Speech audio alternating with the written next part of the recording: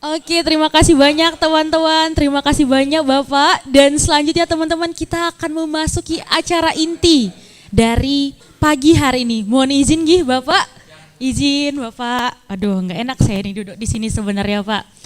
Oke baik teman-teman, jadi hari ini adalah Financial Talk One. Dan seperti yang teman-teman tahu tadi, teman-teman di rumah juga, bahwa ini merupakan acara yang diselenggarakan antara TGCL, yang mana salah satunya Fakultas Ekonomi dan Bisnis bersama dengan Pegadaian. Mungkin tanpa berlama-lama Pak, karena sudah ada tadi. Wah pematerinya Bapak, dengan hormat mohon izin saya undang Bapak berdua di depan. Oke, silakan Pak. Sekarang gantian kursinya Pak ya. Oke. Oh iya benar Pak, lapar. Silakan teman-teman mungkin yang lapar juga. Kalau kurang minta di belakang masih banyak kayaknya tuh. Silakan Bapak. Oke baik. Bapak kalau saya mau nanyain soal kabar tapi kelihatannya kayaknya seger-seger aja ini mukanya dari tadi. Malah kayaknya lebih bersemangat daripada saya sendiri. Oh benar cuannya banyak Pak ya. Banyak. Oke amin Allahumma amin. Oke mungkin saya untuk pertama-tama nih Pak, saya ingin mengajak Bapak berdua berkenalan. Mohon izin gitu Pak, karena tadi sepertinya ada nama panggilan khusus ini, nggak bisa kita sebut nama panjangnya. Oke baik, mungkin boleh Bapak dari sebelah kanan memperkenalkan diri. Baik, Assalamualaikum warahmatullahi wabarakatuh. Terima kasih undangannya Bapak Edi, keluarga besar FEB. Saya kesini tuh sebenarnya Mbak Tara kayak reuni, Pak Anda. Kalau tadi ngobrol sama diskusi, pertama kali saya masuk di sini tuh tahun 2005 ya. Mbaknya 2000 berapa? Baru lahir ya. Iya jadi ngerasa reuni tapi saya nggak tua. Karena kalau dilihat mungkin saya masih muda ya. Saya masih muda, saya juga murid beliau. Yang jelas saya ngerasa di sini kayak ngerasa reuni. Nama saya Andi, alhamdulillah hari ini dari Pegadaian, salamnya Bapak Deputi Bisnis. Bapak, kebetulan beliau ada kunjungan ke beberapa cabang, saya mewakili beliau. Salamnya Bapak Pinwil kami juga, pemimpin wilayah kami yang alhamdulillah beliau juga alumni dari Unram. Ada banyak orang-orang yang luar biasa di Pegadaian ini, ternyata hasil didikan dari universitas kita tercinta. Kalau saya mungkin baru remah-remahannya, ada yang lebih tinggi ternyata jabatannya di Pegadaian itu posisinya sudah on the top, itu adalah alumni-alumni dari FEB Unram ini sendiri. Kurang lebih seperti itu, saya Andi ya, kalau dipanggilnya jangan Pak Ahmad lah, kalau Pak Ahmad kayaknya kemudaan gitu ya. Pak Andi. Iya, Ahmad Dhani gitu Pak ya. Bisa nyanyi Pak? Bisa sih, asal mungkin gak ada yang protes gitu kalau saya nyanyi kayaknya ya. Kurang lebih gitu Mbak Tara, itu perkenalan singkat dari saya. Baik, karena tadi mau dipanggilnya Pak Andi. Jadi teman-teman, Pak Andi ini merupakan asisten dari manajer di PT Pegadaian Ampenan teman-teman. Nah beralih ke sebelahnya, mungkin ini kalau yang ini nggak asing nih sama mahasiswa FEB. Boleh ya Pak, mungkin kita kenalan biar lebih dekat lagi Pak. Oke, pagi teman-teman semuanya. Kalau tadi sudah Mas Andi aja ya kayaknya. Mas aja ya, soalnya lebih muda ya. Oke, kalau tadi Mas Andi, kalau di sini Mas Anda. Ya beda dikit aja Pak. Pak, Mas. Iya, beda dikit aja. Jadi kalau Mas Andi itu datang ke sini sebagai reuni, saya datang ke sini itu merantau Pak sebenarnya. Karena saya dari Padang Pak. Nah, saya Padang ke sini ya. Nggak ada Pak, nggak ada nasi Padang.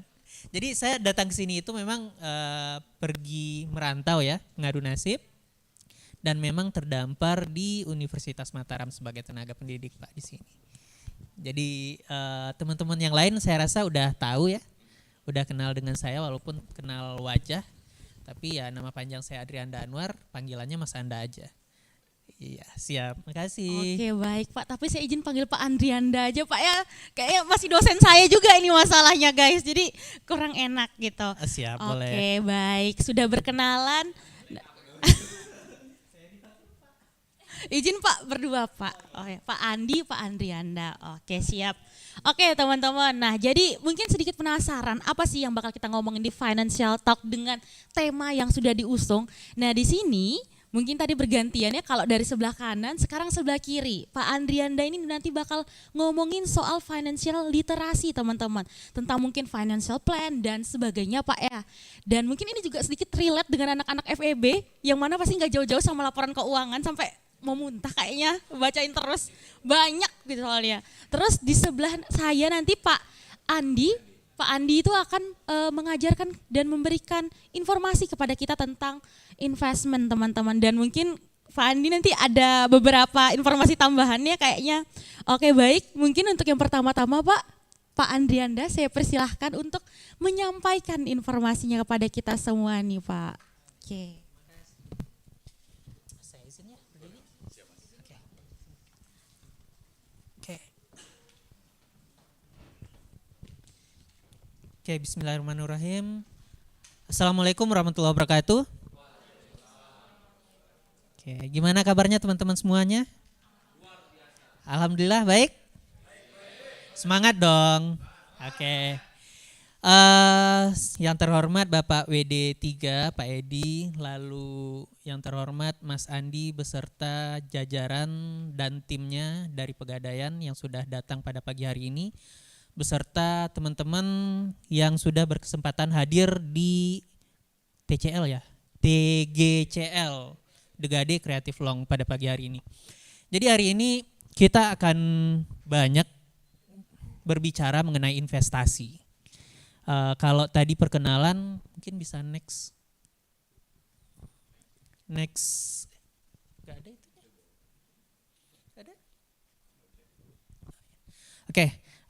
Sekedar perkenalan, saya Adrianda Anwar, biasa dipanggil tadi Mas Anda, dari bisa Pak, bisa udah Anda, tapi kebanyakan dada-dadanya gitu, udah Anda. Jadi memang saat ini saya bekerja sebagai dosen manajemen, mungkin teman-teman semuanya ada yang sudah pernah saya ajar dan lain sebagainya. Dan juga saya juga asesor kompetensi. Selain jadi dosen, saya asesor kompetensi di LSPPMI. Jadi teman-teman yang pengen mengambil kompetensi di bidang pasar modal, terutama fund manager, WPPE, sama itu mungkin nanti akan ketemu dengan saya. Habis itu saya marketing juga di NH Pak, sama-sama lembaga jasa keuangan kita. Saya di NH Korindo dan juga staf pengajar di Teach Me. Jadi lebih banyaknya itu saya berkecimpung di dunia pasar modal sebenarnya. Next. Gak bisa ya? Oke, next. Oke, pertama saya mengawali dulu dengan quotes dari opa-opa. Ada opa-opa, ya mungkin teman-teman semuanya udah kenal. Ada yang kenal dengan wajahnya? Enggak? Masa enggak kenal dengan opa-opa ini? Ini ada loh, Warren Buffett loh, Warren Buffett. Jadi Warren Buffett ini merupakan tokoh investasi dunia. Dia dulu sebelum yang sekarang ya, beberapa tahun yang lewat itu pernah jadi orang terkaya nomor 1 di dunia.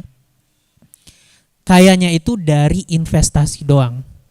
Jadi dia itu mengatakan kalau don't save what is left after spending, but spend what is left after saving. Belepotan ya bahasa Inggris saya ya. Malu saya jadinya sama anak-anak. Jadi apa artinya? Bisa teman-teman jelaskan apa artinya? Ayo, Eci. Ya, ini English Club ini. Ayo. Buanglah sampah pada tempatnya. Ya. Jelas salah itu, Pak. Ayo. Apa maksud dari kata-kata opa-opa ini? Oh, diragukan ini, Pak, English Club-nya. Iya. Ayo, apa?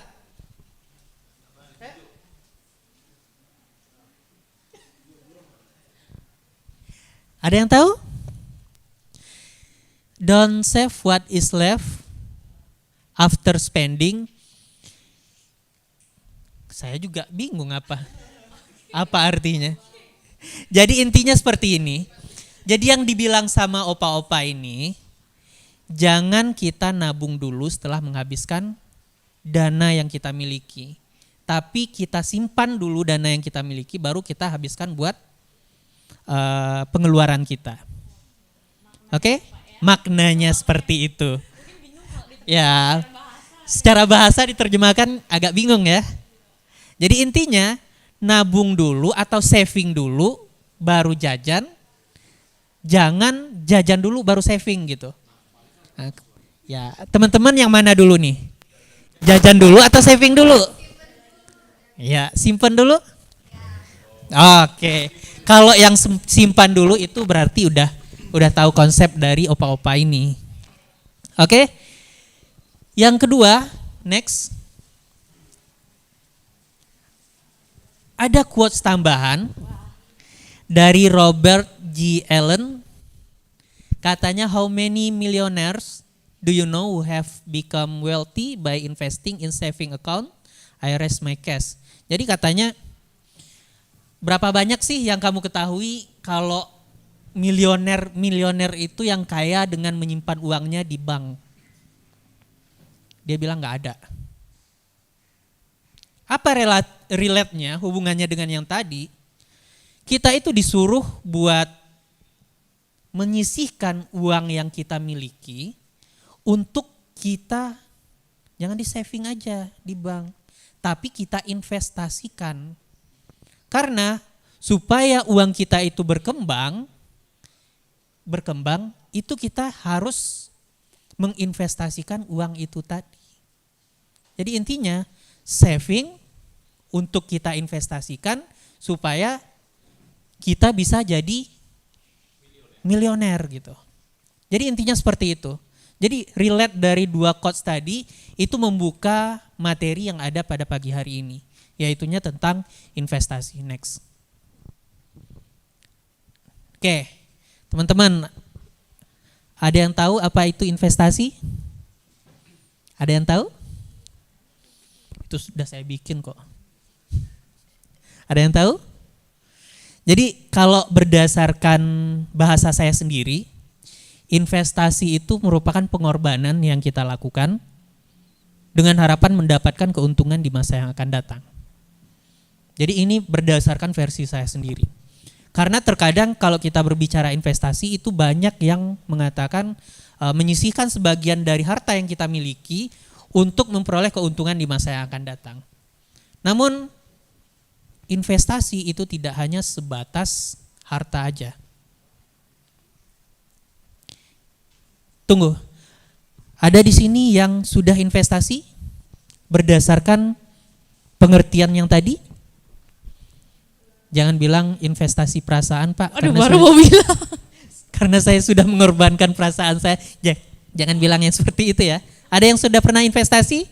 Ayo angkat tangan. Ya, di mana? Mandiri. Oke, bagus. Investasi di aset ya, keuangan ya. Ada yang lain? Wah, bagus. Investasi pendidikan. Ada yang lain? Siap. Berarti tidak perlu saya jelaskan karena itu bahan saya. Next. Betul yang dibilang sama teman-teman tadi. Tidak bisa. Jadi investasi itu banyak macamnya, nggak melulu tentang uang. Teman-teman sekarang berada di sini belajar tentang investasi, itu juga investasi loh. Teman-teman rela untuk duduk, menghabiskan, mengorbankan waktunya untuk mempelajari tentang investasi. Teman-teman kuliah sekarang itu investasi. Orang tuanya investasi loh. Kenapa saya bilang demikian? Karena ketika orang tua itu mengeluarkan uang untuk menguliahkan teman-teman semuanya, nantinya harapannya itu adalah di masa depan teman-teman itu bukan ngasih duit ya, tapi untuk keturunannya itu terjamin gitu. Gak susah lagi kayak dia gitu. Itu investasi. Bagi teman-teman juga nanti ketika belajar kuliah di sini, menuntut ilmu, itu harapannya apa? Harapannya ke depannya itu teman-teman bisa ya memperoleh kehidupan yang lebih layak dibandingkan teman-teman tidak investasi, tidak mengejar investasi di bagian kepala gitu. Itu yang pertama, di bagian kepala. Yang kedua di badan. Ini kayaknya saya kurang investasi di badan kayaknya ini. Atau kelebihan malah Pak kayak. Masih normal Pak. Jadi investasi badan ini lebih kepada kesehatan. Kesehatan. Jadi berapa banyak orang mengeluarkan uang untuk pergi nge-gym, untuk makan makanan sehat supaya nanti tuanya nggak sakit. Saya malahan bukan investasi, konsumsi malahan. Berapa banyak uang yang saya keluarkan untuk makan enak sehingga perut saya jadi buncit gini Pak. Yang penting bahagia sih Pak. Jadi itu bedanya antara investasi dengan konsumsi. Konsumsi untuk kesenangan sekarang, investasi untuk kesenangan masa yang akan datang. Oke, ada juga investasi akhirat. Ini betul seperti yang teman-teman bilang tadi. Ada yang teman-teman di sini yang dari agama Hindu? Ada yang agama Hindu di sini? Ya? Ya, enggak? Agama Hindu itu berapa sih uang yang dikeluarkan untuk Banten gitu ya? Ya. Berapa loh setiap hari yang mereka keluarkan untuk yang membuat Banten itu setiap harinya? Tujuannya apa? Tujuannya itu untuk akhiratnya. Untuk akhiratnya. Berapa banyak uang yang kita keluarkan untuk pergi haji? Tujuannya apa? Akhirat. Semuanya tentang akhirat. Jadi investasi akhirat itu masuk investasi juga. Kita sholat, kita ibadah, investasi juga. Relasi. Ini yang seharusnya teman-teman mulai dari sekarang mulai dibangun nih. Teman-teman pernah bilang, oh dia itu masuk karena orang dalam. Sebenarnya enggak, karena relasi sebenarnya. Ketika saya punya relasi, mungkin dengan Mas Andi, dengan Mas Andi, mungkin saya bisa nanti ada kerjasama misalnya. Ketika saya kenal dengan Mas Andi dan jajarannya, tim-timnya. Ketika teman-teman nanti kenal dengan siapa orang yang sama-sama pengusaha misalnya, ataupun dengan pimpinan suatu perusahaan, mungkin teman-teman bisa diingat sama dia dan bisa ditarik sebagai karyawan di sana.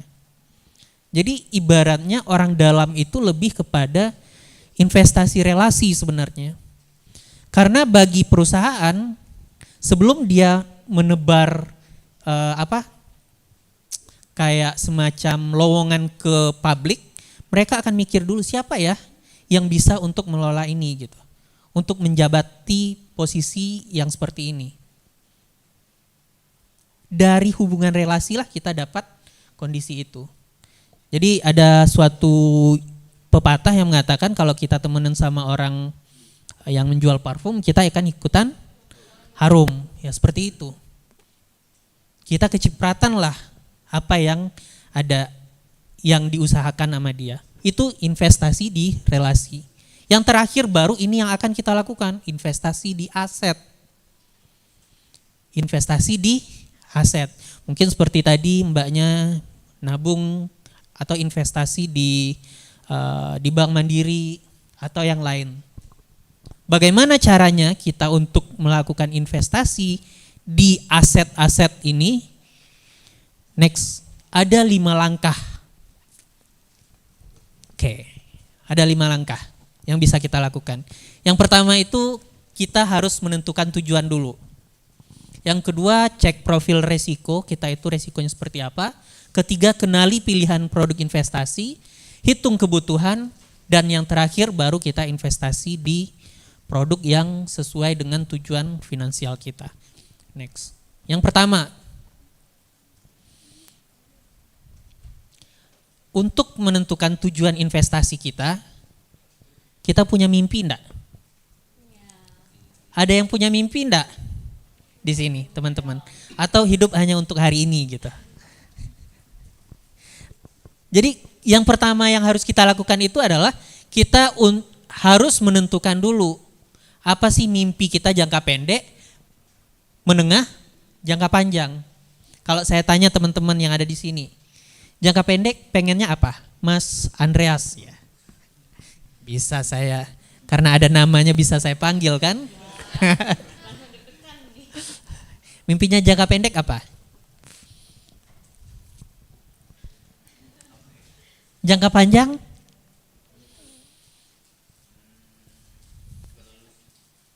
cepat lulus. Oke, cepat lulus. Nanti yang pertama yang harus kita lakukan itu adalah menentukan apa aja sih mimpi-mimpi kita, mengelompokkan jangka pendek, menengah, panjang. Misalnya cepat lulus itu butuh effort juga, butuh investasi. Misalnya cepat lulus untuk jangka menengah lah ya, 5 atau jangka panjang cepat lulus 15 tahun lagi mau lulus. Karena di sana jangka panjang 11 sampai 15 loh.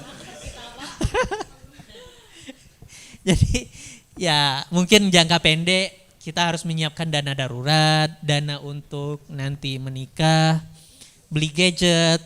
Kalau untuk jangka menengah beli rumah, liburan, ataupun nantinya kalau jangka panjang kita udah menikah, yang harus dipikirkan itu adalah untuk anak nanti. Itu semuanya harus membutuhkan dana yang tidak sedikit. Karena dari itu kita harus menentukan terlebih dahulu. Misalnya yang pertama saya gak usah panjang lebar deh sampai itu. Saya jangka pendek aja deh, saya pengen beli gadget misalnya. Saya dulu pernah punya cita-cita pengen punya kayak kalau saya di investasi punya laptop gaming gitu. Biar saya bisa trading di rumah gitu. Maka kita tentukan dulu, oh saya pengen punya laptop gaming. Berapa sih harga laptop gaming? Baru kita lakukan yang kedua. Next. Kita tetapkan tujuan finansial kita itu dengan jangka waktu dan nilainya berapa. Jadi kalau misalnya tadi saya pengen punya laptop gaming, mungkin nilainya itu 10 jutaan lah. Saya pengen punya laptop gaming itu dalam 2 tahun ini. Maka kita tentukan berapa sih jangka waktunya, nilainya berapa. Dari kondisi itu tadi, lanjut baru kita hitung berapa sih nilainya di masa yang akan datang. 10 juta sekarang itu enggak bakalan sama dengan 10 juta 2 tahun lagi. Enggak bakalan sama, yakin sama saya. Karena di dunia ini ada yang namanya, ada penyakit sih sebenarnya kalau di tubuh kita itu kayak semacam AIDS atau HIV yang menggerogoti kita. Di keuangan juga ada, namanya itu inflasi. Setiap tahun menggerogoti nilai dari kekayaan kita atau mata uang kita. Jadi dengan kondisi itu kita harus menghitung berapa sih nilai masa depannya. Jadi kalau uang kita 10 juta sekarang, itu 2 tahun lagi nggak mungkin nilainya akan 10 juta. Nominalnya tetap sama, nilainya akan beda. Untuk mencari itu kita perlu mencarinya dengan menghitung nilai future value. Future value mencarinya, nah ini rumusnya, tapi kalau rumus yang lebih simpelnya itu sebenarnya future value itu berapa harga sekarang dikali 1 ditambah interest pangkat N. Jadi kalau misalnya saya pengen 2 tahun, kita asumsikan aja, misalnya ini aja deh. Ini contohnya kita merencanakan membeli rumah 5 tahun lagi, sementara uang Anda akan menyiapkan DP rumah terlebih dahulu. Target DP rumah itu 200 juta. Asumsi inflasi itu sekitar 3% per tahun. Berapa DP rumah itu 5 tahun lagi? Cara mencarinya kalau berdasarkan cara sederhana, present value 200 juta dikali 1 dalam kurung ya, 1 ditambah interest atau bunga atau inflasi 3% pangkat N. N-nya itu berapa? N-nya itu adalah jangka waktu. Kalau ini jangka waktu 5 tahun. Sehingga menghasilkan 238.854.815. Jadi uang yang 231 juta itu sama dengan 200 juta sekarang. Jadi itu kondisinya. Jadi kita harus memperhitungkan time value of money dalam investasi ini. Jangan sampai saya pengen 5 tahun lagi punya uang 200 juta. nilainya itu nggak akan sama. Nggak akan sama. Oke, sampai di sini mengerti? Oke, setelah kita menghitung tujuan nilainya berapa, next, yang akan kita lanjutkan itu lakukan setelah itu adalah melihat profil resiko kita. Kita ini orangnya yang seperti apa? Apakah orangnya yang risk taker kah, moderat kah, risk averter kah, atau yang seperti apa? Bagaimana caranya? Cara yang kita lakukan itu adalah dengan melakukan profiling resiko investasi kita. Biasanya di setiap lembaga jasa keuangan akan menyediakan profil ini. Ada indikator-indikator yang akan kita keluarkan nanti dalam yang akan kita isi ya, semacam kuesioner. Dari kita ngisi kuesioner ini, maka akan kelihatan kita itu tipe yang seperti apa. Next. Apakah kita itu merupakan orang yang konservatif kah? Atau kita moderat atau agresif? Teman-teman, ini beda-beda loh. Antara satu orang dengan yang lainnya. Saya mungkin tipikal yang moderat ya. Namun teman-teman mungkin ada yang agresif. Jadi kalau yang konservatif itu yang apa? Yang kurang bisa mentoleransi resiko. Saya takut rugi, Pak. Jadi kalau misalnya saya mengeluarkan uang, ya saya pengennya ruginya itu yang sedikit gitu. Itu yang konservatif. Ya mungkin di sini kalau ini contoh yang di pasar modal ya. Risiko rendah seperti deposito dan lain sebagainya. Ada yang moderat. Moderat itu dia cukup mampu. Ya bolehlah sedikit 50% uang saya ini hilang gitu. Tapi 50% lagi saya nggak mau semuanya itu hilang. Itu bisa, itu namanya moderat atau di tengah-tengah. Itu biasanya produknya itu kayak reksadana. Ini contohnya reksadana. Ada yang tinggi. Tinggi itu saya tipikal yang spekulasi. Kalau bahasa ada oma-oma nasabah saya, oma-oma Cina dia bilang kayak gini. Rugi jadi cacing, menang jadi naga gitu. Naik jadi cacing, naik jadi naga, turun jadi cacing gitu. Itu intinya. Jadi kalau misalnya naik ya besar sekali gitu. Tapi kalau turun jadi cacing gitu. Itu yang risk taker. Jadi dia enggak masalah kalau uang yang dia miliki, yang dia investasikan itu bakalan habis. Itu yang risk taker. Jadi teman-teman harus menentukan, teman-teman itu risk taker kah, averter atau moderat? Konservatif atau moderat. Oke, next. Setelah kita menentukan, baru kita kenali produk-produk investasi apa aja yang ada. Produk investasi yang berupa aset itu biasanya terbagi dua. Yang pertama itu aset finansial, yang kedua aset real, konvensional. Kalau finansial itu contohnya kayak saham, obligasi, reksadana. Kalau real itu kayak tanah, properti sama emas. Itu dulu. Kalau sekarang udah bisa kayak emas ini nanti yang akan dijelaskan oleh Mas Andi lah. Oke, next. Saya mulai dari yang finansial dulu.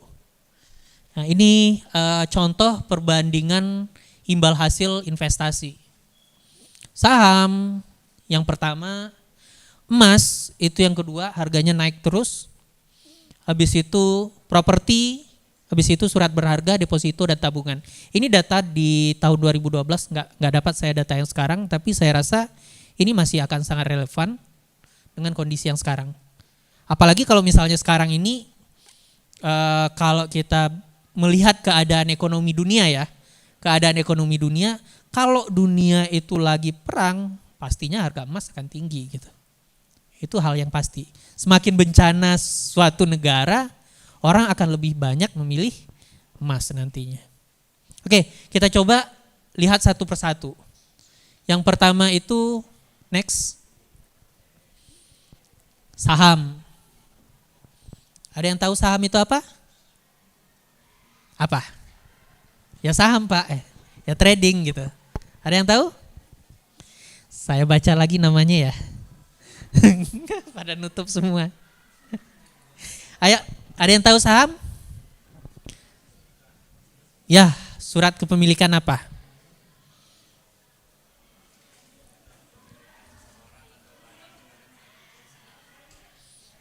Oh iya, itu bahasa pengertiannya. Secara sederhana, saham itu bukti kita memiliki perusahaan. Pegadaian belum TBK ya Pak ya? Iya belum ya. Pegadaian belum TBK, jadi berarti kita belum bisa beli saham Pegadaian ini.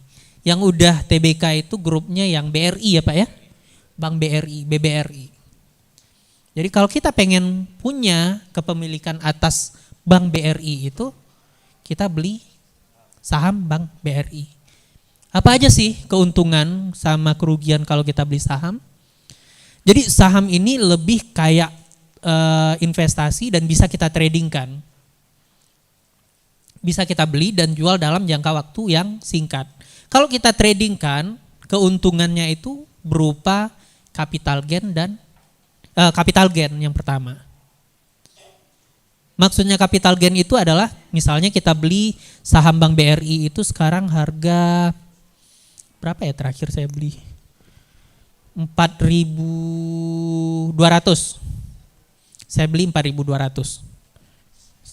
Maaf, misi. Misalnya saham Bank BRI itu sekarang saya beli di harga 4.200. Ini saya coba cek ya. Habis itu ternyata saham Bank BRI itu naik jadi 5.000. Dan terdapat keuntungan dari kita membeli dan menjual tadi. Kita jual di harga 5.000. Maka keuntungan itu yang dinamakan dengan capital gain. Oke, misalnya BRI sekarang 4.310. Hari ini naik 0,95%. Kayak gini. 0,95% ini yang dinamakan dengan capital gain. Itu salah satu keuntungan. Yang kedua, Yang kedua apa? Dividen. Kalau misalnya Bank BRI itu untung, maka dia bisa membagikan laba keuntungannya itu kepada pemegang saham. Kerugiannya, ya namanya trading, ketika kita beli 4.200, turun jadi 3.000, kita jual, ya loss. Dan yang paling gede, kalau kita di saham ini adalah bangkrut. Perusahaan yang kita beli itu bangkrut, maka itu akan, uang kita akan hilang. Oke, next, itu saham. Yang kedua, reksadana. Saya percepat aja ya, karena waktu. Reksadana ini lebih kepada wadah yang dipergunakan untuk menghimpun dana dari masyarakat, yang mana nantinya dana itu akan diinvestasikan kembali oleh manajer investasi. Jadi misalnya kayak gini, saya menghimpun dana dari teman-teman semuanya. Jadi dana dari teman-teman semuanya itu nanti akan saya investasikan ke berbagai produk-produk yang ada, baik itu deposito, obligasi, saham, dan lain sebagainya.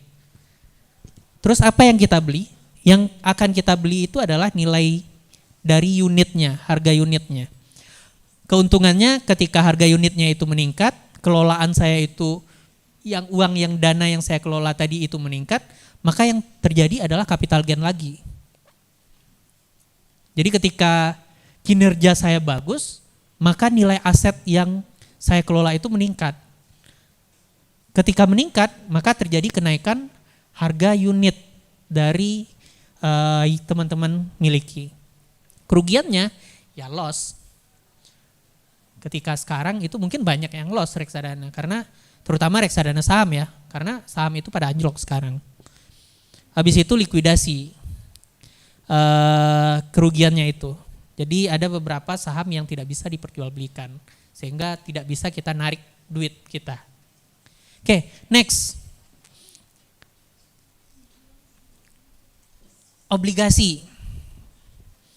Kalau saham itu bukti kepemilikan perusahaan, kalau obligasi itu bukti kepemilikan hutang perusahaan. Jadi hutang itu surat pengakuan hutang. Jadi saya mengeluarkan surat, yang menyatakan kalau saya itu berhutang dan akan membayar dengan bunga ataupun kupon sebanyak sekian persen dalam 5 tahun misalnya. Jadi yang surat yang saya keluarkan tadi itulah yang teman-teman beli. Jadi selama sekian tahun teman-teman akan mendapatkan keuntungan berupa kupon yang akan dibayarkan nantinya. Keuntungannya aman, apalagi yang dikeluarkan oleh pemerintah kita.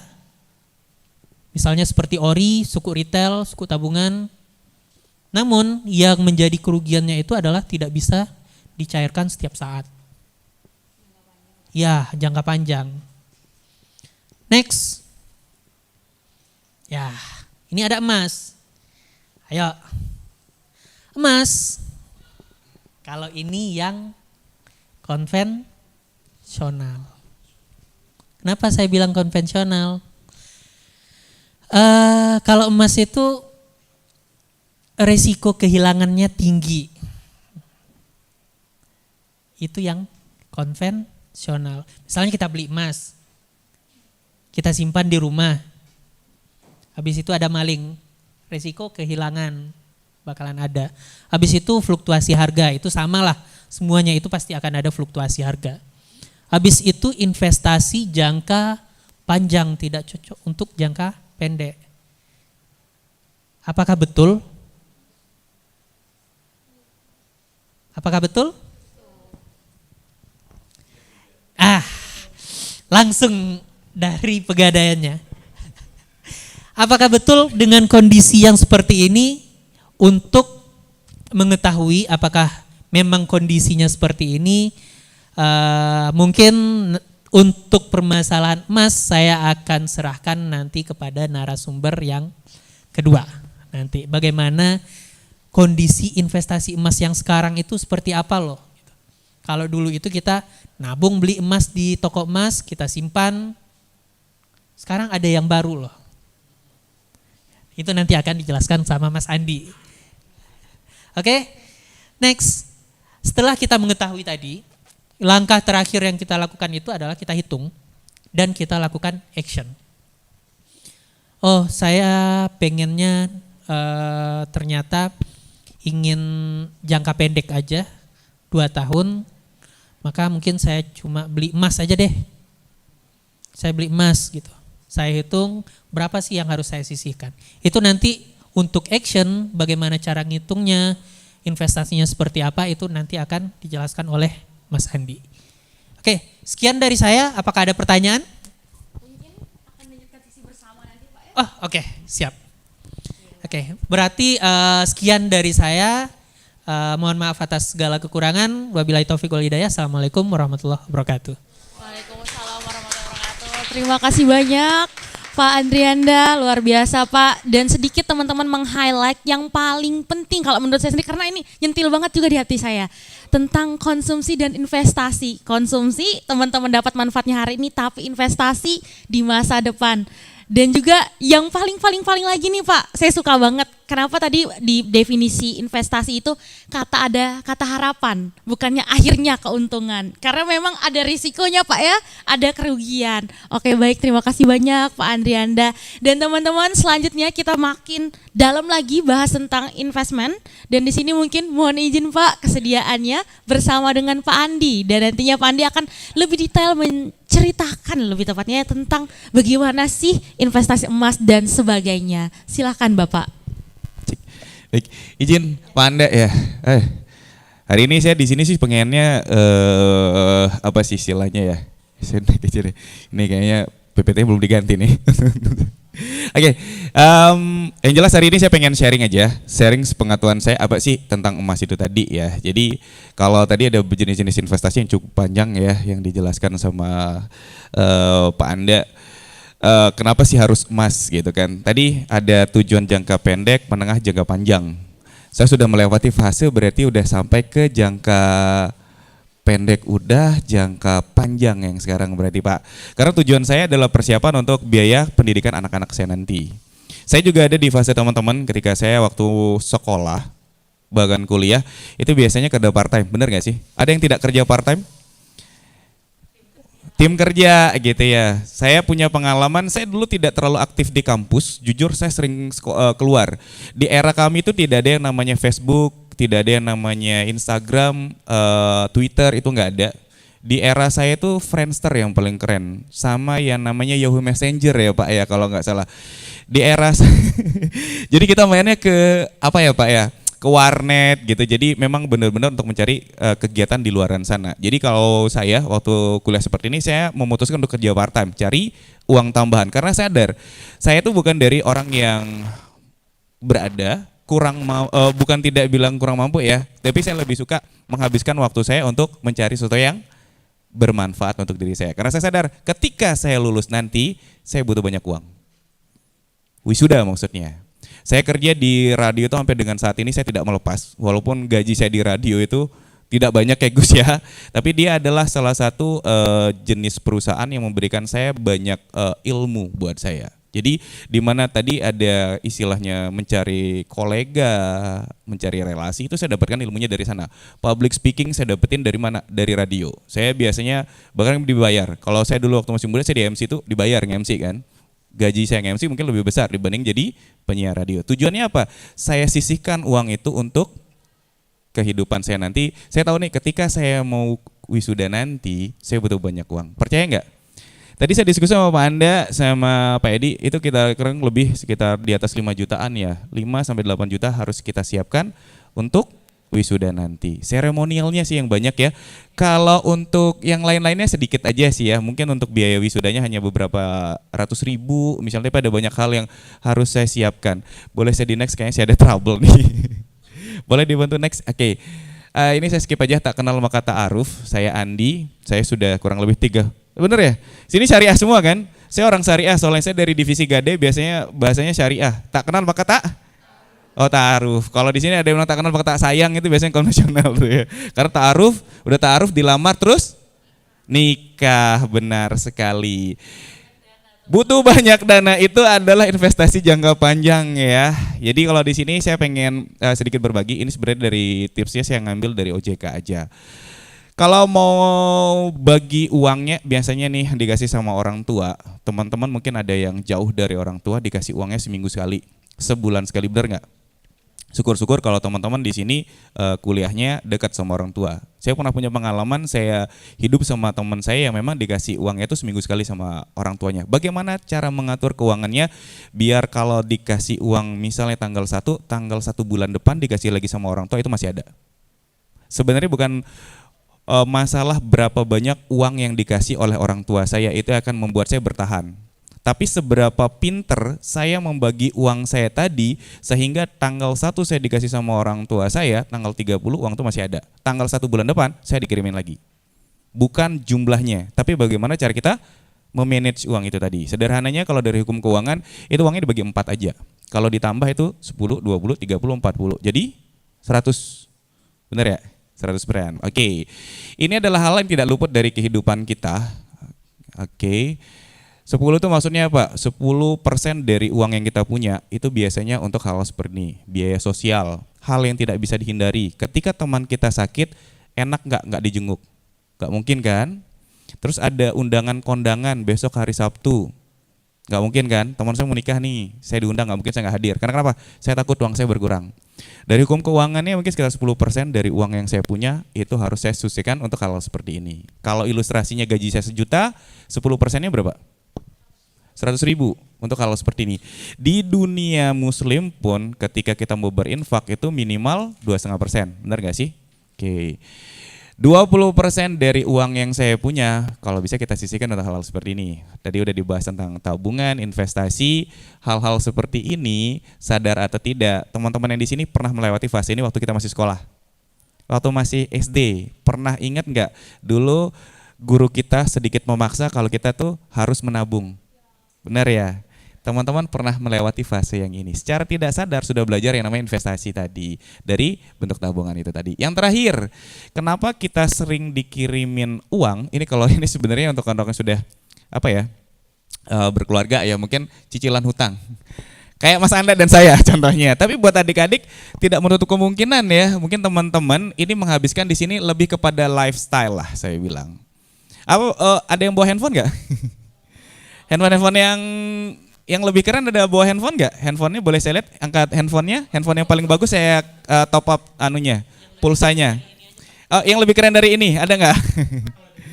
Handphonenya ada lagi nggak? Boleh diangkat handphonenya yang paling keren, saya top up untuk pulsanya nanti. Boleh diangkat handphonenya. Saya yang pilih tapi yang mana handphonenya? Boleh diangkat handphonenya? Handphonenya, handphone paling sederhana ada punya nggak? Monoponik nggak? Ada yang punya nggak? Handphone tulalit yang gitu kayak nggak? Punya nggak? Nggak ada yang punya. Handphone ini fungsi utamanya apa sih? Kalau boleh tahu? Komunikasi ya. Kenapa kita ketika ada handphone terbaru kita harus ganti? Kenapa yuk? Kenapa? Padahal fungsinya sama seperti handphone center yang ada di ibu-ibu di belakang, misalnya di pasar-pasar, fungsi utamanya kan untuk komunikasi. Tapi kenapa ketika ada handphone terbaru, saya ambil keluaran terbarunya? Saya tetap ganti handphone, upgrade terus. Karena kenapa? Terjebak sama lifestyle, betul nggak? Betul. Sebenarnya biaya terbesar kita ada di lifestyle. Nah, ini kalau udah berkeluarga saya skip aja. Besok kalau sudah berkeluarga, biaya rumah tangga ini adalah biaya investasi yang paling besar alokasi dananya. Oke. Inflasi, sadar atau tidak, Bapak tadi sudah menjelaskan inflasi itu hal yang paling sederhana waktu saya dan Pak Anda masih muda ketika punya uang 15.000, saya, Pak Anda, dan Pak Edi itu bisa beli 3 mangkok bakso dengan 15.000. Di hari ini, saya bawa nominal uang yang sama 15.000, saya hanya mendapat 1 mangkok bakso. Nominal uangnya sama, perolehan barangnya yang berbeda. Saya sederhanakan seperti itu ya. Oke, ini saya skip aja deh. Ini level-level kecerdasan finansial orang. Kira-kira teman-teman di sini ada di level kecerdasan finansial yang mana? Oke, ayolah. Ayo 1, 2, 3, 4, 5. Boleh dicek-cek sendiri. 2. Yang cewek-cewek walaupun pakai kerudung, saya yakin kalau dibuka kerudungnya punya anting ya. Punya kalung nggak? Ya, sudah belajar berinvestasi. Minimal udah menyisihkan uangnya untuk investasi ya.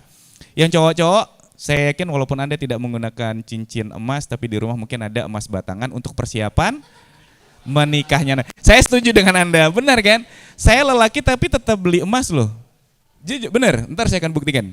Oke, kenapa harus emas? Saya sederhanakan, emas itu tahan terhadap yang namanya inflasi itu tadi. Oke, kalau saya ambil ilustrasi paling sederhananya, mohon maaf kalau yang muslim, yang non muslim ya, kemarin kita ada Idul Kurban, beli 1 ekor kambing itu ada di angka 2,5 juta, bahkan saya dapat yang sudah hukumnya sudah bisa ya di kurban itu dari 2,5 juta sampai 3.500.000 itu udah cukup besar.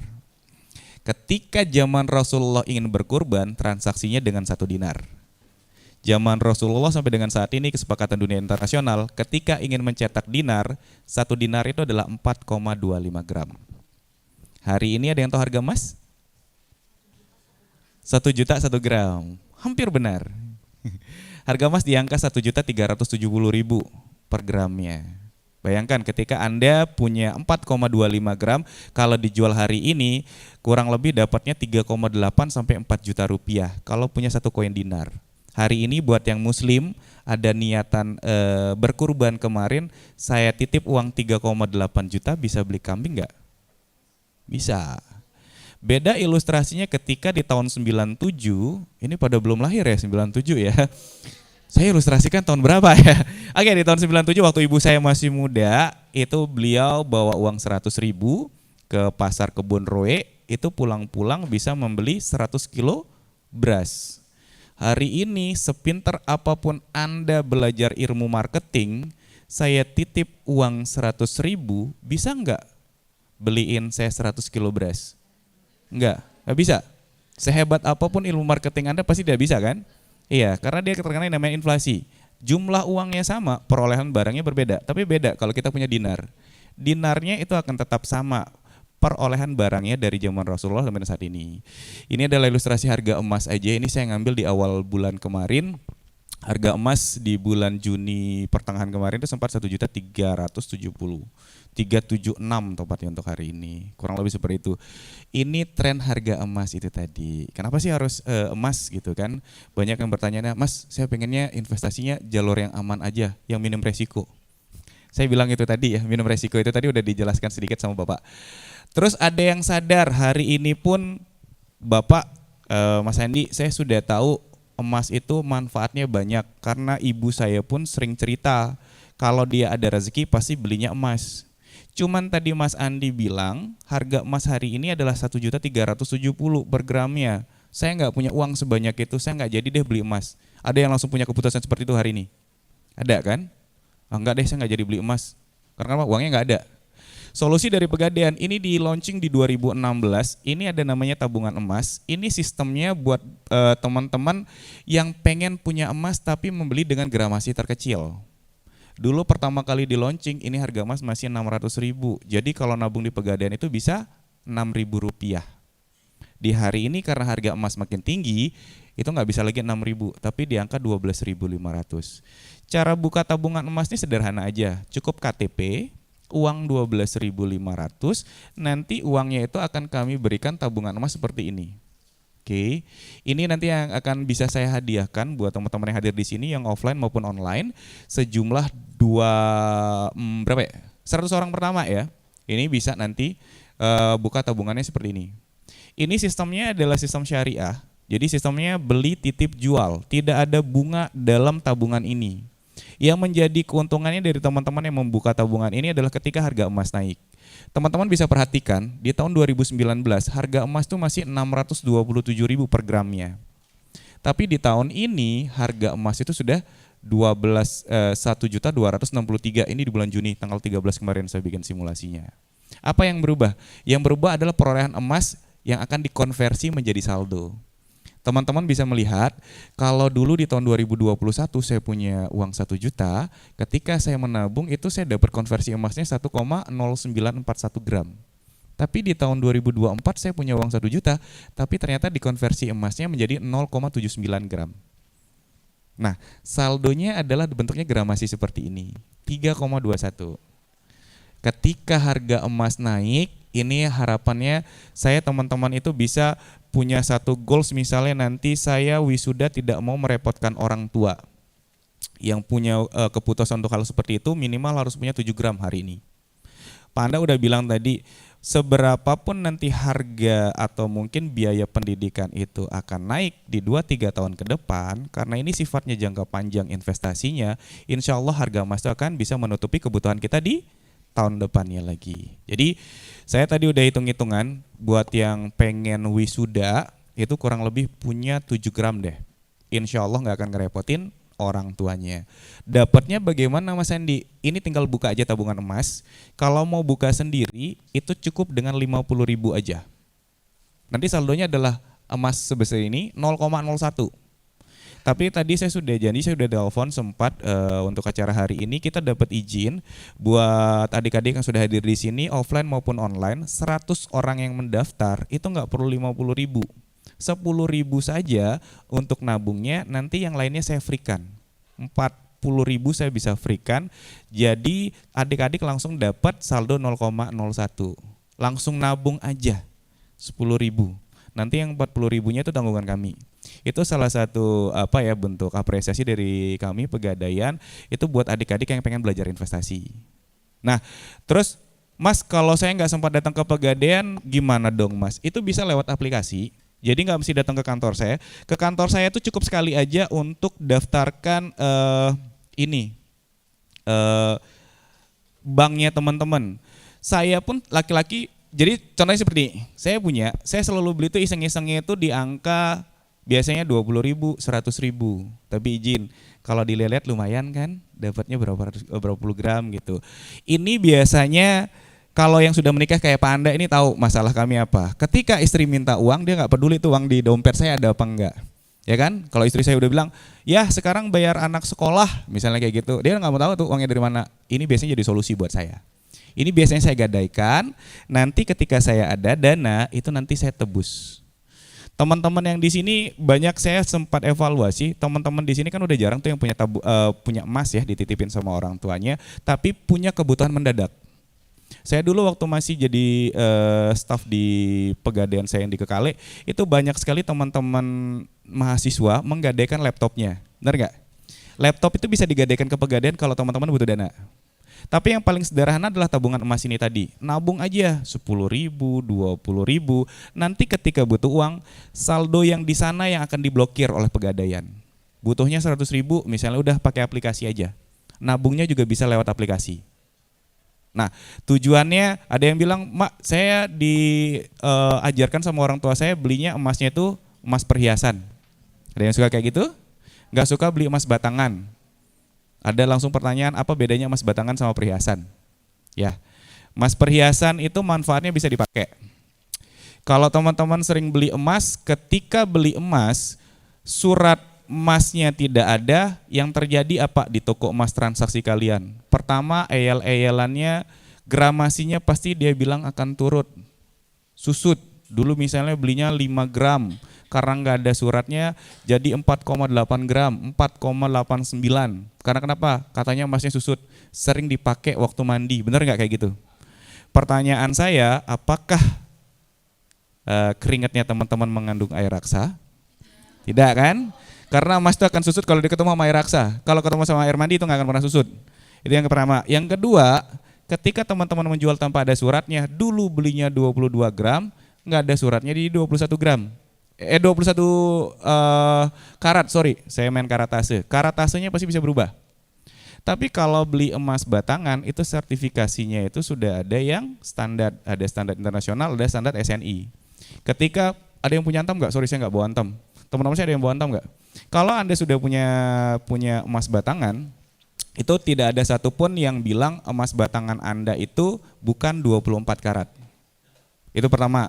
Karena dia bentuknya sertifikasi. Ada yang bawa nggak? Saya lupa sih. Oh, lagi tidur ya Pak ya? Saya biasanya bawa sih di kantong, cuman saya lupa lah bawa. Biasanya itu tidak ada satu toko emas pun ketika teman-teman punya emas batangan, itu yang misalnya 1 gram, itu nggak akan ada yang bilang ini bukan 1 gram. Karena tadi udah ada bentukannya ya, itu adalah emas batangan 24 karat. Itu yang pertama kelebihan dari emas antam itu tadi. Mau dijualnya kemana aja bisa. Kalau mau jualnya ke Pegadaian itu bisa, boleh saya di next nggak ya? Boleh dibantu next? Boleh bantu jadi operator? Oke. Kayaknya ini sudah mulai ke fase terakhir ya Gus ya. Saya langsung next aja Gus. Oke.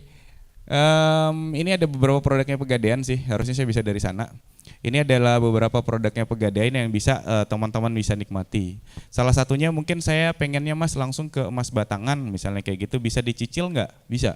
Karena kemarin ada beberapa teman-teman dari universitas yang memang dia langsung pengen cicil emasnya gramasi terkecil 1 gram misalnya. Itu sistemnya arisan. Kenapa kalau saya menawarkan teman-teman itu ke emas batangan? Biasanya ada hal yang berubah ketika kita punya emas. Saya punya tabungan di Mandiri ada, di tabungan emas ini ada. Bedanya apa? Ketika saya punya uang di tabungan Mandiri saya ngelihat dalam bentuk rupiah, biasanya saya konsumtif. Saya lihat digitnya berapa, saya pengen ke mall deh. Tapi beda, saya nggak tahu ya kalau izin Pak Anda, ketika saya lihat di sini di tabungan emas saya dalam bentuk gramasi, saya nggak tiba-tiba pengen konsumtif, gatal pengen jual emasnya. Hilang aja. Benar nggak teman-teman kalau ngelihat uang di rekeningnya pengen dicabut gitu ya? Benar ya? Ngelihat ada sekian juta nih, saya cabut gitu. Saya pun melakukan hal yang sama. Tapi aura itu tidak akan terlihat ketika saya melihat saldo digital emas saya. Karena saya ngelihat udah ini hanya emas, gramasi emas, tidak ada dalam bentuk 1 juta, 2 juta, 3 juta. Tujuannya apa? Ketika biasanya saya simpan uang ini, itu untuk anak saya nanti. Anak saya masih berumur sekitar 9 tahun, masih 3 tahun. Cita-citanya sama seperti adik-adik luar biasa, pengen jadi dosen, tapi yang cewek sih pengennya jadi dokter. Saya tahu kan biaya dokter tuh lumayan fantastis ya Bapak ya. Saya harus punya uang yang luar biasa, jadi udah saya titipnya di dalam bentuk emas itu. Karena saya sadar, ketika saya titip itu dalam bentuk rupiah, itu pasti nggak akan kecapai. Uang rupiah saya pasti akan ketarik. Saya baru dapat THR kemarin udah mau habis. Tapi kalau dalam bentuk emas itu nggak pernah habis. Nah, itu bisa dijadikan salah satu solusi buat teman-teman yang ada di sini. Itu kalau pengen coba-coba nih, buka tabungan emas aja. Oke? Ada yang mau buka tabungan emasnya, nanti ada Mbak siapa tadi ya? Boleh ke teman-teman panitia nanti ya. Ya, saya sudah dapat konfirmasi 100 teman-teman mahasiswa. Itu cukup lengkapin aja deh data dirinya mulai dari fotokopi KTP, nomor handphone, nama ibu kandungnya. Nanti ada teman-teman saya dari Pegadaian di sini akan mengkolek ketika datanya sudah fix plus dengan uang 10.000, nanti kami akan berikan tabungan senilai 50.000. Tapi gramasi emasnya 0,01. Karena kita tidak bermain dengan rupiah, tapi kita bermain dengan gramasi emas. Itu bisa dijadikan solusi, boleh dicoba nanti manfaatnya ketika teman-teman mau lulus kuliah. Simpan aja dulu di sana. Minimal targetnya 7 gram deh. Saya nggak peduli mau 3 tahun lagi harga kebutuhan pokok naik, biaya wisudanya naik, itu terserah deh. Saya yakin akan bisa diiringi dengan kenaikan harga emas itu tadi. Karena kenapa? Biasanya kami nitipnya di sana. Saya ngambil, biasanya saya jual itu ketika anak saya mau lulus sekolah. Anak saya sudah mau ambil, ini kemarin dia udah minta 3,4 juta. Jadi saya sudah burning tuh, udah 3 gram aja saya buang. Tapi kenapa? Dulu saya belinya murah. Iya kan, 2 tahun yang lalu saya siapkan. Jadi ada banyak hal. Yang cowok misalnya, Mas saya kan cowok, saya nggak perlu beli emas, nggak mau nikah kan? Nikah kan? Yang cowok atau mau memutuskan untuk perjaka sampai tua? Susah kalau perjaka sampai tua kan? Yang cewek pengennya maharnya apa selain mas kawinnya seperangkat alat sholat? Emas kan? Pastinya kebanyakan emas. Jadi tidak ada istilah hanya wanita yang menggunakan emas, tapi lelaki pun butuh jaga-jaga dengan emas itu tadi. Jadi silakan saja teman-teman yang pengen investasi, nggak mesti nama sendiri, misalnya bukan adik juga bisa sih. Nanti tinggal dikolek aja datanya, itu bisa disiarkan. Ya, jadi itu bisa jadi satu manfaat buat teman-teman yang ada di sini pengen beli emas tapi harga emas tinggi tapi pengen belinya sedikit 15.000 misalnya, itu dari tabungan emas saja. Saya singkat segitu aja ya Mbak Tara ya, diskusinya saya tutup sampai di sini.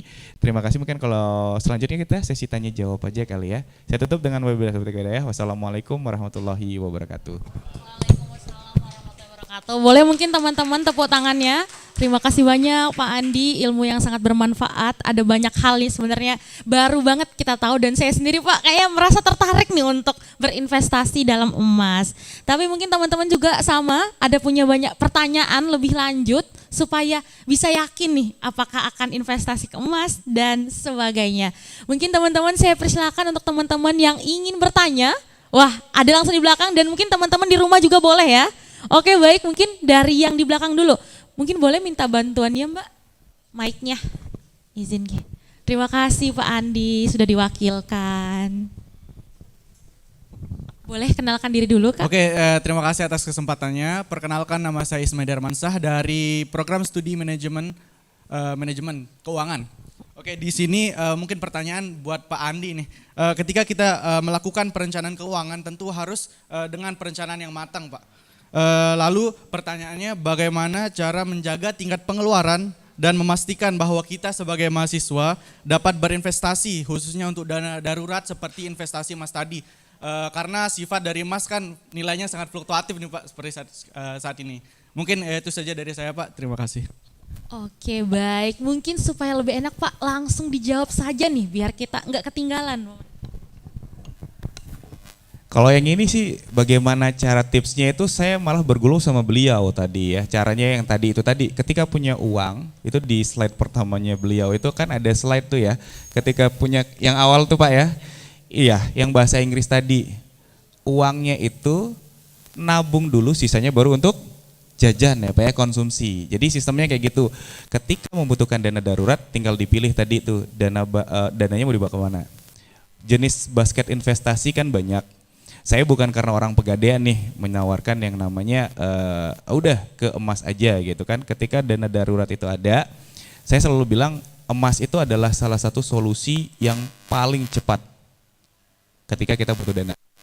Jadi teman-teman nih dengan punya tabungan emas itu nantinya sudah nabung sedikit-sedikit dan gramasinya lumayan banyak, butuh kebutuhan mendadak, ada seminar, skripsi misalnya istilahnya, atau mungkin harus ada laporan yang dicetak membutuhkan uang cukup banyak, nelpon orang tua, nggak sempat transfer, tapi butuhnya sekarang juga, ya udah tabungan emas itu jadi solusinya. Jadi mulai sekarang tuh dipaksakan, investasi itu memang untuk masa depan. Enak nggak? Nggak enak, kan tadi Bapak udah bilang.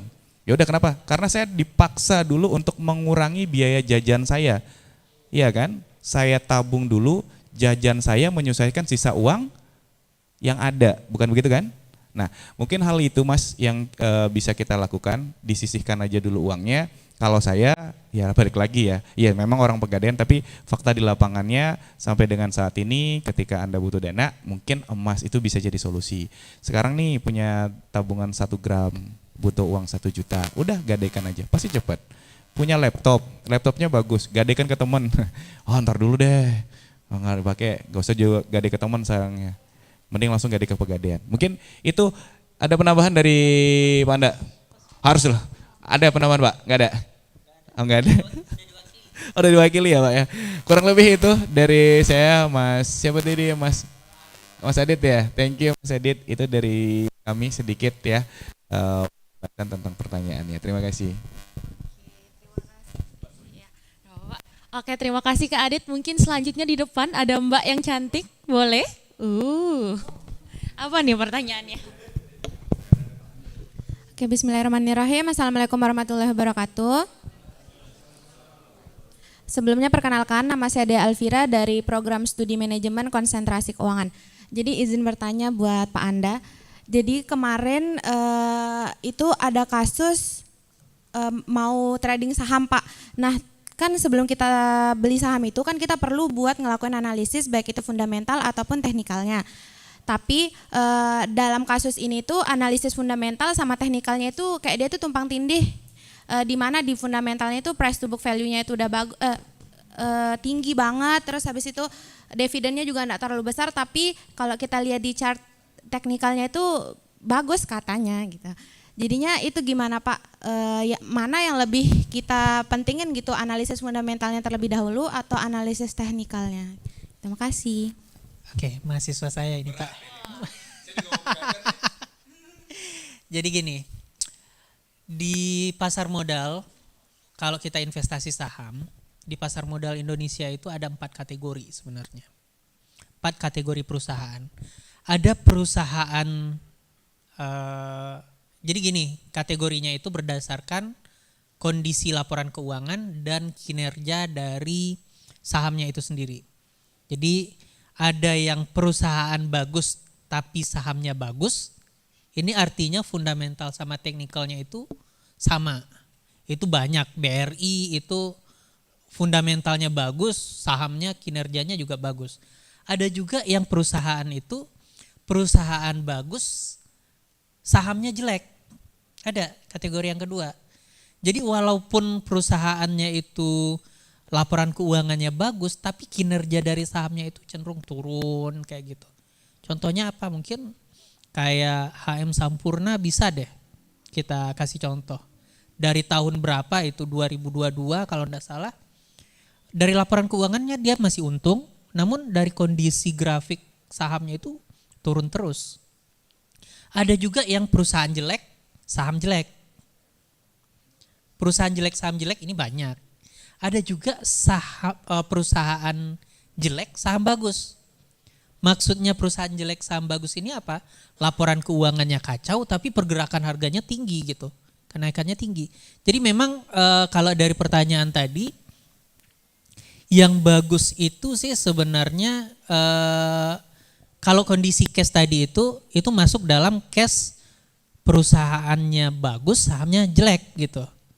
Dan mana yang bagus untuk kita ambil atau kita investasikan? Sebenarnya kita itu cukup yang bagus dan kondisinya bagus juga. Jangan cari yang perusahaan bagus tapi kondisi saham jelek. Kenapa saya bilang demikian? Karena yang kita beli itu di saham itu adalah kepemilikan dan gain yang akan diberikan. Kalau dia itu memberikan, jangankan memberikan capital gain tapi memberikan loss, ngapain kita beli? Itu kondisinya. Ini contoh aja deh, kalau misalnya kayak Sampurna atau Unilever beberapa tahun yang lalu.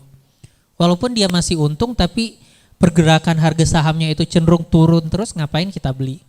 Perusahaannya bagus loh, kita pakai semuanya ngapain gitu. Jadi mending beli yang kalau menurut saya sih, karena saya memang orangnya suka teknikal, melihat kondisi itu, saya cenderung mencari perusahaan bagus dan saham yang bagus. Seperti itu. Jadi enggak masalah.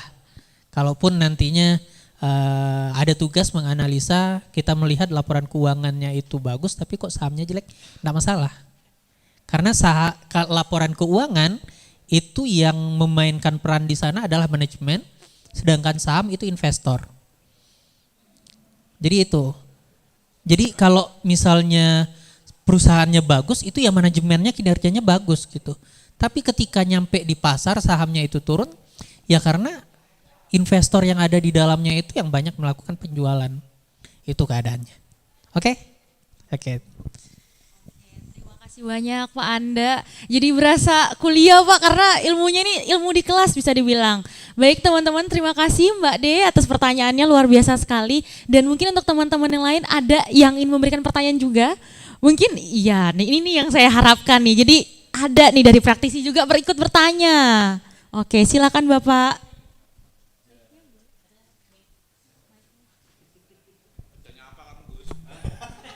Nanyain Mas dia.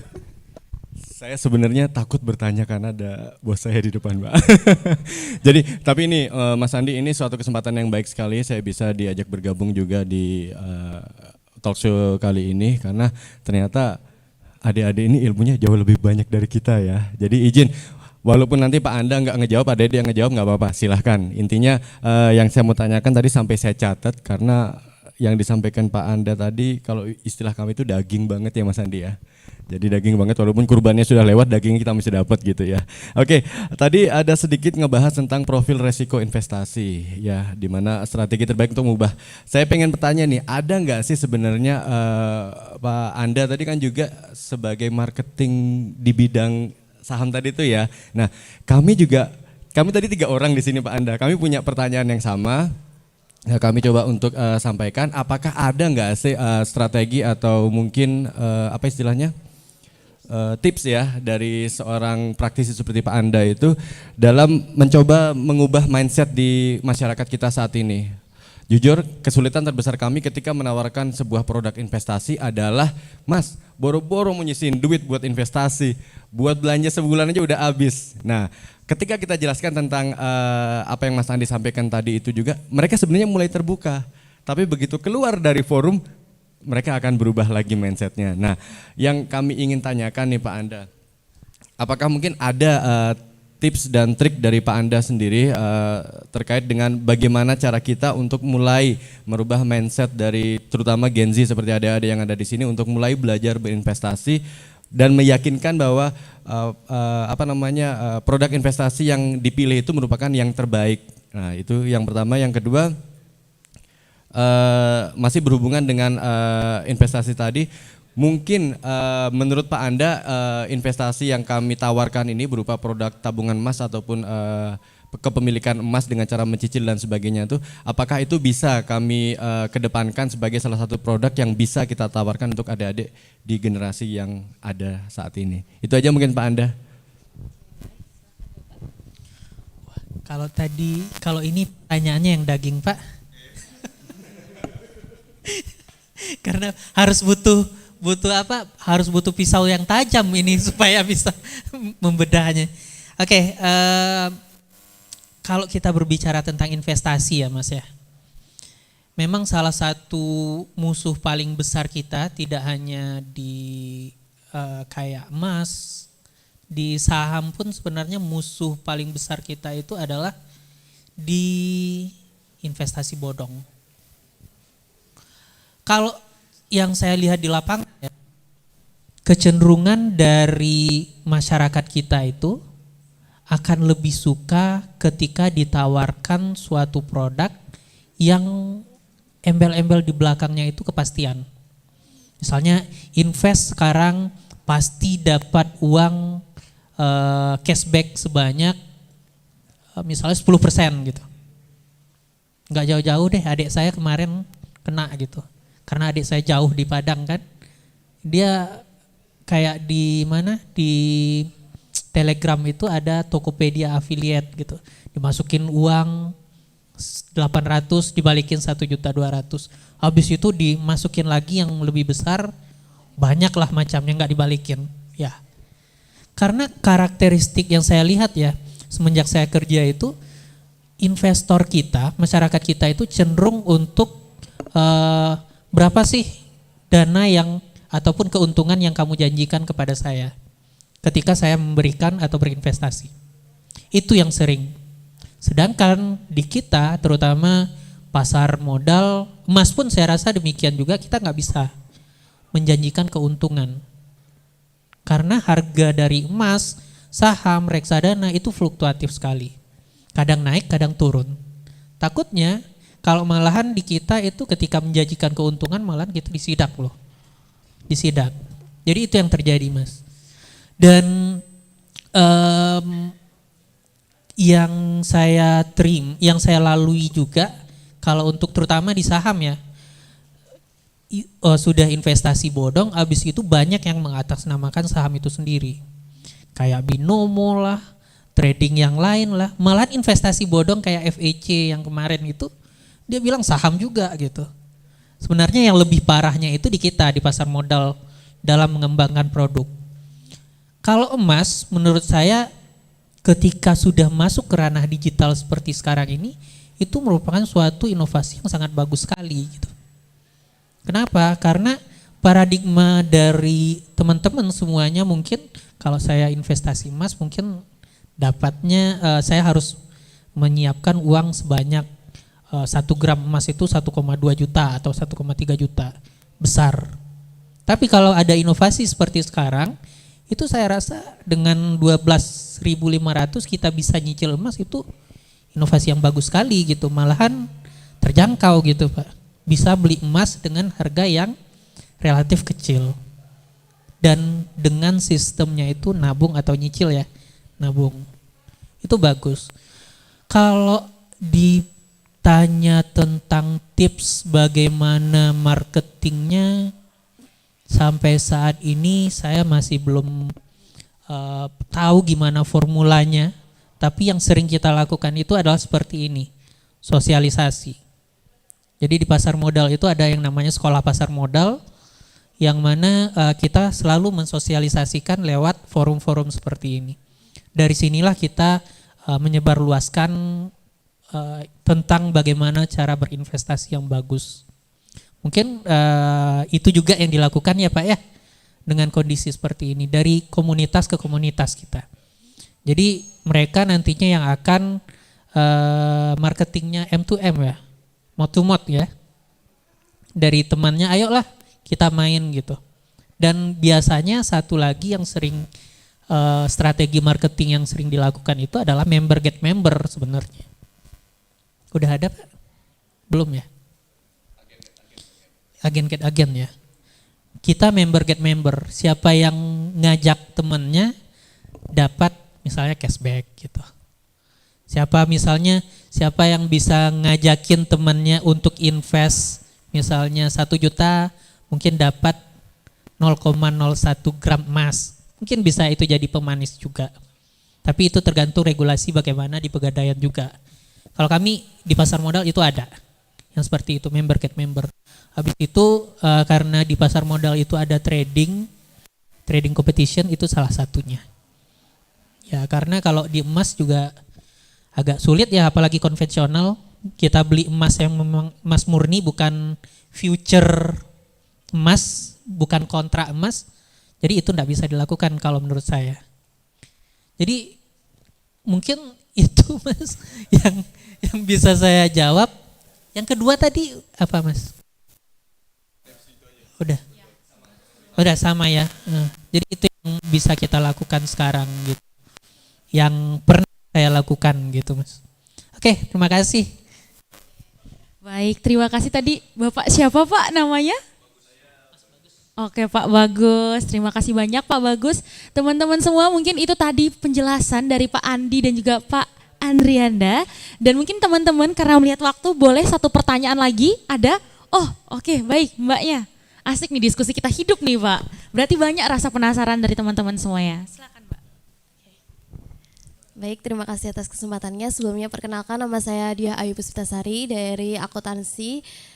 Sebenarnya saya anak PMM, Pertukaran Mahasiswa Merdeka dari UPN Veteran Yogyakarta.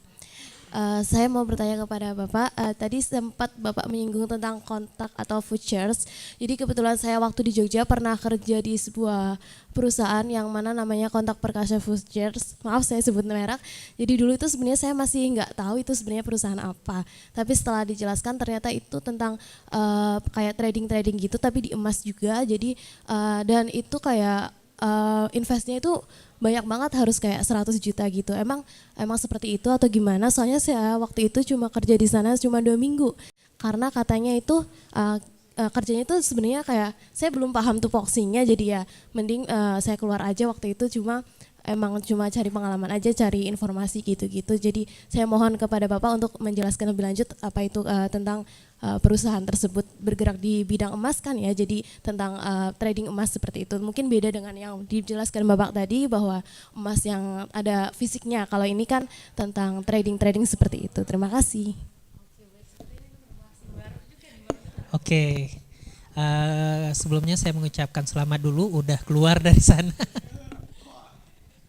Karena ada perbedaan sebenarnya ketika kita berbicara future, transaksi atau berdagang katanya emas, jual beli emas, namun sebenarnya bukan emas, tapi kontrak apa ya, future emas gitulah. Saya konsepnya juga kurang tahu, tapi itu hanyalah kontrak pembelian emas beberapa tahun lagi seperti itu. Jadi yang kita jual belikan itu bukanlah kalau di future ya, bukanlah emas yang seperti di Pegadaian. Kalau di Pegadaian ini kita tahu, kita cicil, kita beli emas ya emang emas murni gitu. Emas yang dalam arti yang sebenarnya gitu. Sedangkan ketika kita berbicara di future yang kita beli itu bukanlah emas, tapi kontrak. Saya juga nggak tahu namanya future emas, kontrak perdagangan emas. Kalau yang namanya future itu berarti kontrak perdagangan emas beberapa tahun lagi gitu. Ya kesepakatan untuk bisa membeli emas misalnya 2 tahun lagi. Itu kan ada suratnya ya. Surat itu yang sebenarnya diperjualbelikan. Jadi bukanlah kita jual beli emas yang seperti ini. Kenapa saya bilang selamat? Karena itu bukan investasi. Kalau ranahnya investasi pastinya akan diawasi oleh OJK. Otoritas Jasa Keuangan, karena mengumpulkan dana itu lebih ke ranahnya perdagangan. Karena itu Bapepti kan? Ya ada penjelasannya sih itu trading gitu. Ya trading kan, namanya trading. Bukan investasi ya? Bukan, Okay. jadi itu bukan investasi. Karena kalau misalnya kita beli, habis itu kita hold, ketika jatuh tempo kita harus eksekusi, kita harus membeli emas yang kontrak yang itu tadi. Jadi bukanlah suatu yang namanya investasi. Okay. Jadi karena itu dan memang beberapa ini bukan maksud untuk menjelekkan suatu industri dengan industri lain. Cuma namun pengen ilmunya aja ya, gimana. Dari pengalaman yang saya lalui banyak nasabah itu yang bukan minus saja, kehilangan dananya itu di future gitu. Bukannya untung tapi malah minus gitu ya Pak? Hilang Berarti dananya. uang yang mereka mestinya kayak kasih ke mereka itu nanti nggak balik gitu Pak atau gimana? Jadi lebih kalau misalnya di saham, ya ketika kita beli dananya itu mungkin menyusut tapi tidak hilang. Tapi ketika di future, ini future ya, itu kita bisa hilang sampai minus. Jadi itu. Karena itu bukanlah suatu investasi dan selamat kalau misalnya kamu udah keluar gitu. Soalnya bingung Pak tuh Ya. porsinya waktu itu. Yang jelas-jelas aja lah. Ini kan ada relasi ini. Ya investasi relasi. Mungkin ya saya mau di Pegadaian aja lah gitu. Daripada jualin kontrak emas mending jualan emas ya Pak. Ya Mas ya. Itu kondisinya. Jadi bagaimana modelnya itu saya juga tidak itu. Tapi itu murni trading. Dan ada yang bilang kalau lawan kita bukan sesama investor, tapi lawan kita broker kita masing-masing. Ketika kita masukin sedikit, kita dikasih untung, ketika banyak, kita akan dikasih rugi. Seperti itu. Ada yang bilang demikian. Kalau di saham murni, banyak yang jual ya drop. Kayak BBRI drop dari 6.000 sampai 4.000 itu karena banyak yang jual. Asing cabut duit, keluar dia. Tapi kalau di saham itu saya sebagai broker, kamu jadi investor, di future ya. Saya broker, kamu investor, kamu masukin 1 juta saya kasih untung. Kamu masukin 100 juta ya saya kasih untung gitu. Ketika kamu eksekusi buy seharusnya naik, saya bikin sekian detik jadi turun gitu, alias terjadi penurunan. Alhasil terjadi kerugian, itu yang terjadi. Jadi lawannya saya, seperti itu. Oke? Terima kasih Pak. Iya, sama-sama. Baik, terima kasih banyak Pak Anda dan juga Mbak yang sudah bertanya, dan saya rasa itu menjadi sebuah reminder bagi kita Pak ya untuk lebih berhati-hati lagi. Baik teman-teman, karena waktu sudah menunjukkan pukul 11 lewat ya sepertinya ini. Jadi saya rasa sudah banyak jawaban yang telah diberikan sangat informatif. Tetapi teman-teman, jika memang masih ada pertanyaan mungkin boleh nanti ditanyakan di belakang Pak ya. Boleh Pak? Boleh, siap. Kalau Pak Anda sih kita siap ketemu di kelas Pak untuk lebih discuss lebih dalam lagi. Baik teman-teman, dari awal tadi kita sudah membahas dari rencana keuangan, dan mungkin teman-teman dari hari ini teman-teman setelah pulang dari sini segera atur rencana keuangan teman-teman masing-masing. Dan salah satu cara tadi investasi Pak ya, benar. Dan di sini ada investasi emas teman-teman. Teman-teman sudah tahu plus minusnya dan sebagainya. Segera buat berdasarkan kebutuhan dan mungkin mimpi kita teman-teman. Baik teman-teman semuanya, terima kasih banyak atas kehadirannya. Mohon maaf apabila mungkin selama acara ada kata-kata yang kurang berkenan. Dan mungkin terima kasih banyak Bapak berdua sudah membagikan ilmunya kepada kita semua. Wah, ada apa nih Pak? Oh, link absensi untuk sertifikat. Oke teman-teman, boleh diakses teman-teman, silakan sembari. Baik teman-teman semuanya, luar biasa diskusi kita pada pagi hari ini. Semoga teman-teman benar-benar mendapatkan manfaatnya. Dan saya mungkin Pak Tara dan Bapak sekalian pamit undur diri teman-teman. Wassalamualaikum warahmatullahi wabarakatuh. Kalau mau invest kemana teman-teman? Ke Indogadean. Baik, terima kasih baik Bapak. Oh iya Pak, mungkin boleh? Oh langsung ke teman-teman panitia ya tadi, Mbak Ica.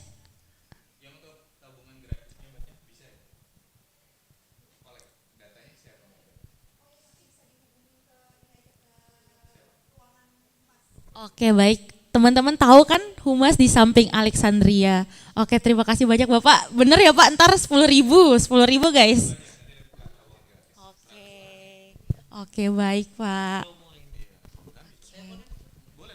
Terima kasih banyak teman-teman semuanya, dadah.